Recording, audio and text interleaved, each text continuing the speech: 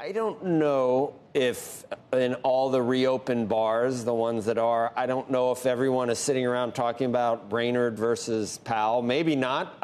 But certainly a guy like you, Mohamed, has to either be hearing things or thinking about what potentially happens in the next week or so. Where do you think we are between this, what became more of a horse race than we really thought it was as recently as a month ago? I mean, there's a pretty good chance it could be Brainard, isn't there?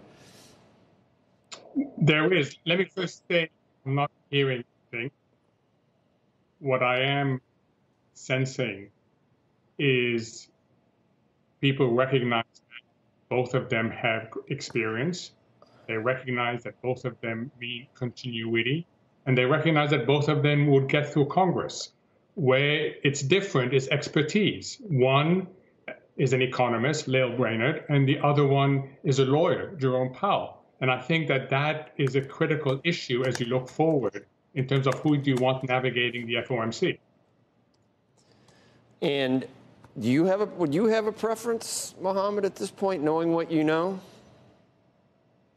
Look, I think they're both highly qualified. If you were to put a gun to my head and say choose one, I would go with Lael Brainard because I think economic expertise is going to be absolutely critical as we navigate this.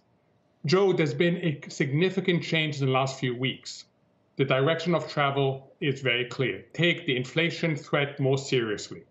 2, make sure that you do not destabilize inflation expectation, because the last thing we need is that to come on top of the supply issues. And finally, be more open-ended, more open-minded, not just to go more quickly in easing stimulus, but thinking about climate, thinking about crypto, thinking about regulation.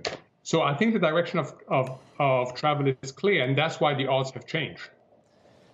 Do you still think we're going to see this money move into any pullback that we have in the equity markets? You've called it dip buying. What's the canary in the coal mine that maybe that's not going to work forever? What would you? I think I've asked you this before, but tapering is coming. We've got these, we've got some trouble in parts of the country, in Michigan and other places. It has us wondering about cold weather and, whether we're really completely finished with this. So what do you think it would be? Maybe the Fed doesn't move too quickly because of that. So I have 3 sets of risks, and I've shared with you that.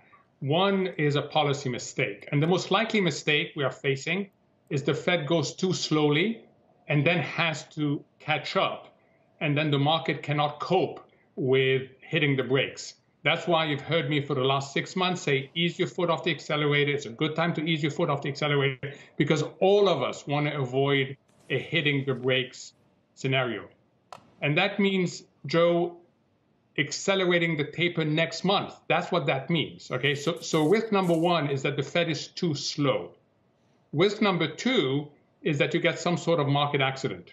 There's been a lot of liquidity sloshing around. There's been a lot of excessive risk-taking. And you always worry that something's going to hit you out of left field. And 2 things already hit us out of left field, and we're very lucky that didn't cause a major accident. And then the third one is geopolitics, more than cold weather or anything else. The geopolitical situation, particularly between China and the U.S., is pretty unpredictable.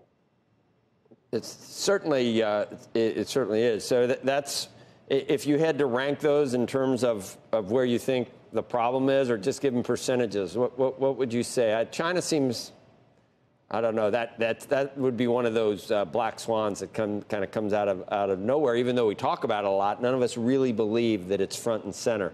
You think basically it might be inflation and the Fed moving to try to contain it. Yeah, I think that's the highest risk that the markets face right now, is that the Fed will be late. And it's also the highest risk the economy faces, and it's a higher risk in terms of social implications as well.